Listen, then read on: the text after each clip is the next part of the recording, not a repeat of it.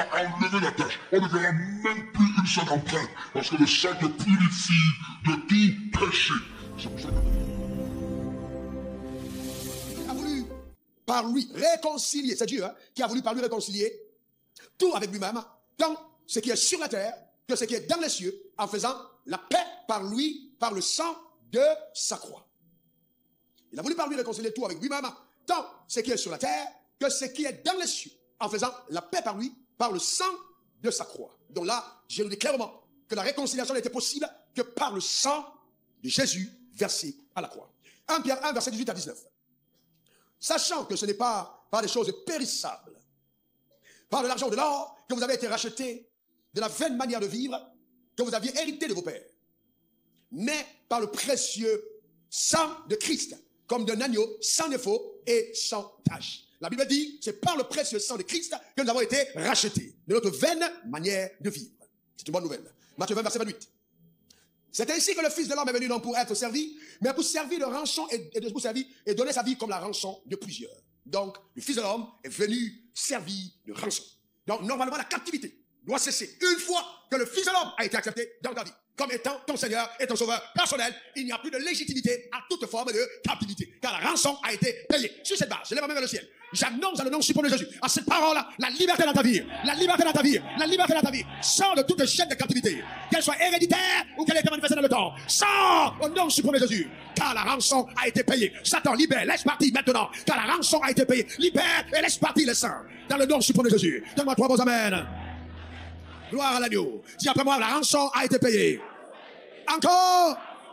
Jean 1, verset 29. Le lendemain, il vit Jésus venant à lui et il dit, voici l'agneau de Dieu qui ôte le péché du monde. Ta parole est bénie. Merci pour l'illumination et la puissance de la vérité qui brise toute chaîne de captivité et rétablit, Seigneur Dieu, la vie dans les membres de chacun. Au nom suprême de Jésus, nous voulons te rendre grâce pour la justice de ta croix. Honneur et triomphe à toi pour ce que tu as fait. Au nom suprême de Jésus, j'ai prié, quelqu'un dit amen 3 fois. Amen, amen, amen. Assieds-toi rapidement, s'il te plaît. Que Dieu te bénisse, que Dieu bénisse ton âme, que Dieu bénisse ton père, bénisse ta grand-mère, bénisse ton village. Que Dieu te bénisse véritablement. Dans le nom suprême de Jésus. Pourquoi tu souris? Je suis sérieux. Parce qu'avant, on a dit à cause de ton grand-père, tu as été maudit. Mais moi, j'ai dit que Dieu te bénisse. Qui bénisse ta mère, qui bénisse ton père, qui bénisse ton grand-père, qui bénisse ta grand-mère, qui bénisse tes aïeuls. Donne-moi ton meilleur amen. Parce que si la malédiction est descendue sur ta vie par un homme, la bénédiction va infuser ta famille. À cause de toi, le malheur n'arrivera pas dans ta famille. Donne-moi encore ton meilleur amen. Que cela soit ton partage et ta portion. Amen. Si tu es connecté en direct, eh bien, sois attentif. Bien, vous savez, que ce soit parmi vous qui dit j'ai cru en Jésus. Lève ta main droite, s'il te plaît. Très bien. Baisse ta main. Est-ce que vous pouvez vraiment, véritablement m'expliquer individuellement ce que c'est avoir accepté Jésus dans votre vie? Avoir cru en lui. C'est quoi le fait de croire en Jésus? Ça veut dire quoi? J'ai cru en Jésus. Ça veut dire quoi? Jésus est entré dans ma vie. Qu'est-ce que ça représente? Dans ton entendement, c'est quoi le fait d'avoir cru en lui? Tu ne peux pas dire que tu as cru en Jésus si tu n'as pas compris que Jésus a servi de rançon pour ta liberté. C'est-à-dire qu'il a pris ta place. Parce que le salut est une œuvre de substitution. Et non une œuvre de la loi. C'est pour ça qu'on parle de grâce. Le salut est une œuvre de substitution. Explique-le à ton voisin qu'il comprenne. Alors, voilà, tu as bien compris. Alors, quand on dit par exemple que, voilà, Jésus a donné sa vie pour moi. Maintenant, je te pose une question simple. Quand on dit Jésus a donné sa vie pour moi, ne te cache pas. C'est quoi ta vie de Jésus? C'est quoi il a donné la vie pour toi? Ça veut dire quoi pour toi? Ma soeur, tu es très intelligente, fais partie quand même des assistants les plus brillants. C'est quoi il a donné sa vie pour toi? Sa vie là, c'était quoi? Sa vie, c'était par son sang. Bien sûr, parce que la vie de l'âme est dans son sang. Donc, quand on dit Jésus a donné sa vie, il a donné son sang. En fait, la vie qu'il a donnée, c'était dans son sang. La Bible dit l'âme de chaque chair est dans son sang. Donc, quand la Bible dit Jésus a donné sa vie, il a donné son sang. Parce que ta vie est dans ton sang. C'est pourquoi, si tu vas voir révérend docteur Wanda et tu dis je suis malade, et si elle se rend compte qu'il y a des complications sévères, elle va exiger un examen de sang. Parce que le sang va révéler ta vie. Même scientifiquement, vous avez connu. La vie d'un être dans son sang. Alors, il se trouve que quand Jésus devait naître, la Bible dit qu'il était fiancé. Sa mère était fiancée, Marie, à un homme dans la maison de David appelé qui? Joseph. Et la Bible dit que le Saint-Esprit a rendu visite à Marie avant qu'ils eussent habité ensemble. Donc ça veut dire que la Vierge était encore vierge. Il n'y avait pas eu de rapport sexuel. Donc cet enfant a été conçu par la vertu du Saint-Esprit. C'est ainsi que lui nous le rapporte. Par la vertu du Saint-Esprit. Donc s'il a été conçu par la vertu du Saint-Esprit, son sang venait d'où? Non, ma soeur, le sang venait d'où? De Joseph? De qui? De Dieu. Donc il avait le sang de Dieu. Donc il avait en lui la vie de Dieu. Amen. Il avait en lui la vie de Dieu. Il portait le sang de Dieu. Maintenant, c'est ce sang-là qu'il avait dû donner à la croix. Je vais te parler de 7 choses que révèle le 7 pouvoirs du sang. Pour que tu comprennes. Et à chaque étape, on va s'arrêter. Parce que assez, c'est assez. J'ai dit assez, c'est assez. Si même quelqu'un est mort avec ta bénédiction, il va ressusciter pour te remettre. J'ai dit, il va venir à toi pour te donner. Ça ne peut pas rester. Ça ne doit pas rester. Donne-moi ton meilleur amen. Dis encore amen.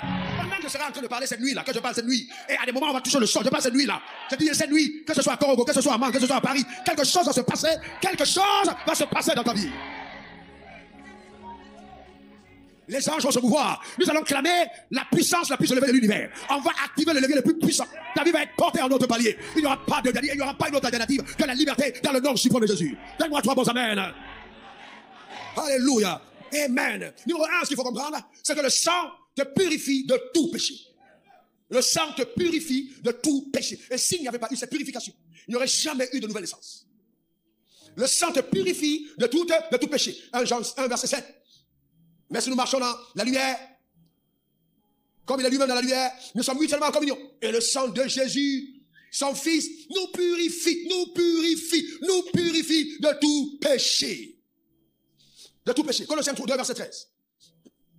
Colossiens 2, verset 13. Vous qui étiez morts par vos offenses et par l'incirconcision de votre chair, il vous a rendu la vie avec lui, en vous faisant grâce pour toutes nos... Il nous a rendu la vie avec nous, faisant grâce pour toutes nos offenses. Donc le sang de Jésus, non simplement, a déjà, de par son effusion à la croix, t'a accordé le pardon de toutes tes offenses, mais il continue l'œuvre de purification. C'est-à-dire quoi? C'est-à-dire que si aujourd'hui, tu te trouves en train de commettre un péché, une désobéissance à la voix de Dieu, et que tu demandes pardon, le sang de Jésus nettoyera mieux que le passe, que le mot, que le javel. Il va nettoyer ta robe. Il va enlever la tache. On ne verra même plus une seule empreinte. Parce que le sang te purifie de tout péché. C'est pour ça que la Bible dit, quelqu'un a-t-il péché? Nous avons auprès de Dieu un avocat à la personne de Jésus. Amen. Donne-moi ton meilleur amen. Vous savez, ça ne sert à rien. À la Cour céleste de justice, aucune plaidoirie n'est acceptée sans avocat. Aucune plaidoirie. Oh, ici à Abidjan, on te demande, est-ce que tu es un avocat? Oui. Non. En France, tu es un avocat? Oui. Non. Mais au ciel, tu ne peux pas venir sans avocat. D'abord, on ne t'accepte même pas. Tu ne peux pas plaider toi-même. Là, on va te demander pour que même ta réquisition soit acceptée. Il faut que l'avocat